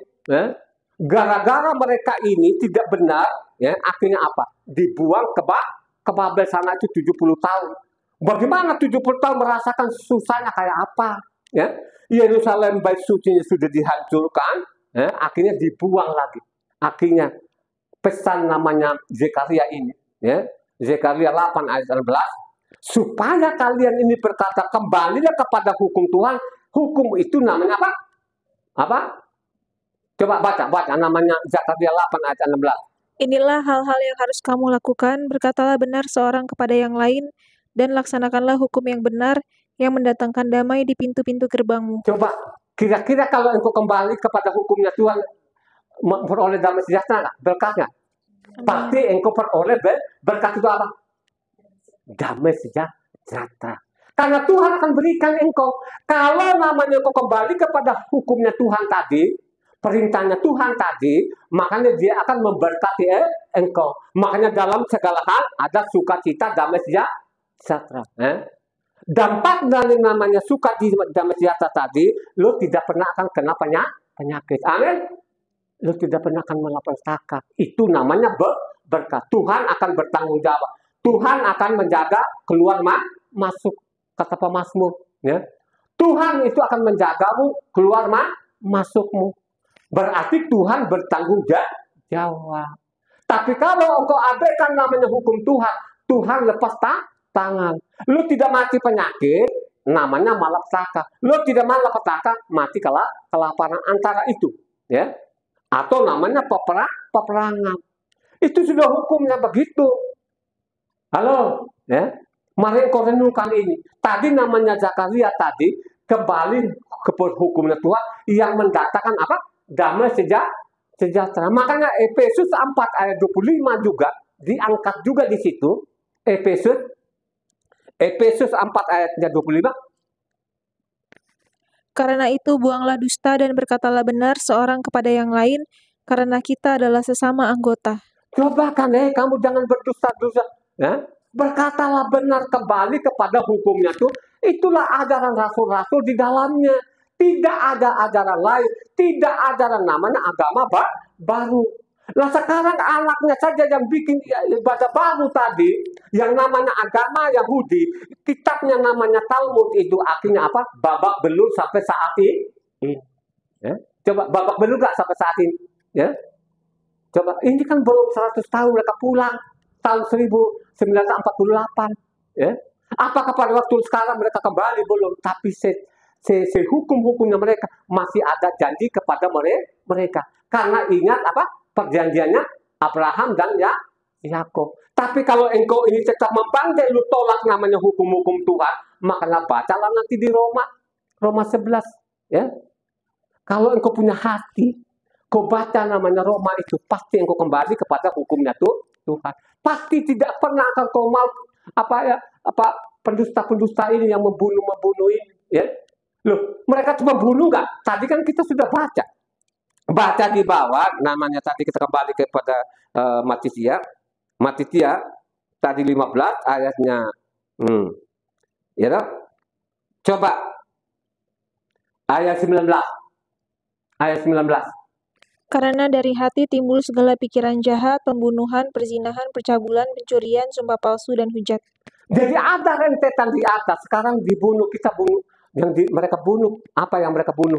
Halo? Yang mereka bunuh itu sekarang apa? Roh. Secara roh itu pembunuh. Kalau mereka tinggalkan namanya hukum, ini pembunuh mereka ini. Ya. Makanya mereka kalau mereka benci namanya hukum Taurat itu, makanya dia bilang bapamu adalah iblis. Ya. Bapamu itu pembunuh dari dulu. Pembunuh nggak? Iblis ini. Suruh meninggalkan Taurat itu pembunuh nggak? Betul, sekarang mereka tidak tebak leher kita, tapi secara roh mereka bunuh. Karena mereka tinggalkan hukum Tuhan itu namanya pembunuhan secara rohani. Amin. Makanya kalau kita baca di sana Yohanes 8 ayatnya 43, 44, ini sering saya angkat. Tapi kan orang Kristen tidak tahu apa itu kebenarannya. Ya, mereka tidak ngerti dari pendetanya, apalagi jemaatnya. Kalau Pak Pendeta ini masih mendingan, ada detail-detailnya. Yang jemaatnya ini, saudara, yang saya sayangkan ini, jemaatnya dia ada yang profesor di ilmu sekuler loh. Tapi dia nganga-nganga di situ, saudara. Ya, padahal ilmu hal-hal sekuler, waduh, jago deh, profesor, dokter. Dia datang orang bodoh di mimbar itu, yang penipu-penipu dia nganga-nganga. Ya ampun, karena itu tadi. Betul ilmu sekulernya dikuasai, tapi ilmu rohaninya tidak pernah dibaca. Akhirnya gampang ditipu. Dia bilang tadi, orang buta menuntun orang buta. Makanya dia bilang, bapakmu itu pembunuh dari dulu. Siapa saja yang mengatakan Taurat itu sudah tidak berlaku. Ini pembunuh namanya. Pembunuh ulung namanya ini. Bukan saya loh. Itu kan jelas tulisannya begitu. Ya. Yohanes 8 ayat 43, 44. Apakah sebabnya kamu tidak mengerti bahasaku, sebab kamu tidak dapat menangkap firmanku? Iblislah yang menjadi bapamu, dan kamu ingin melakukan keinginan-keinginan bapamu. Ia adalah pembunuh manusia sejak semula dan tidak hidup dalam kebenaran, sebab di dalam dia tidak ada kebenaran. Apabila ia berkata dusta, ia berkata atas kehendaknya sendiri, sebab ia adalah pendusta dan bapa segala dusta. Coba kan, dia tidak hidup dalam kebenaran ini sampai sekarang ini Pak Pendetanya maupun jemaatnya mereka tidak tahu kebenaran itu apa. Kalau pelajari kita suci dengan benar, baru kita sadar kebenaran yang dimaksud itu namanya hukum Taurat. Amin. Makanya Galatia 3 ayat 21 apa? Ini kan saya ulang-ulang terus itu. Ya. Saya ulang-ulang. Ya. Galatia 3 ayatnya 21. Kalau demikian, bertentangankah hukum Torah dengan janji-janji Tuhan? Sekali-kali tidak, sebab andai kata hukum Torah diberikan sebagai sesuatu yang dapat menghidupkan, maka memang kebenaran berasal dari hukum Torah. Jadi kebenaran itu berasal namanya hukum Taurat, saudara. Ini dicatat oleh siapa? Namanya siapa? Yohanes, yang digantikan di sini Yohanes. Ya. Kalau kita baca lagi Yohanes 17 ayat 17 juga, paling lengkap ini. Ya. Ada orang-orang yang benci namanya hukum Taurat, itu secara roh sudah pembunuh dia ini. Makanya mengatakan orang buta menuntun orang buta. Ya, sama-sama masuk. Ya. Baca namanya Yohanes 17 ayat 17. Kuduskanlah mereka dalam kebenaran, firman-Mu adalah kebenaran. Jadi firman-Mu, Taurat-Mu itu adalah namanya kebenaran. Itulah yang tidak dimengerti oleh pendeta-pendeta ini. Ya. Hanya bisa gondol ijazahnya, tapi tidak berbuat apa-apa. Ya. Saya ini punya pengalaman. Dulu waktu saya kerja di sekuler, banyak juga namanya sarjana-sarjana. Makanya saya bingung.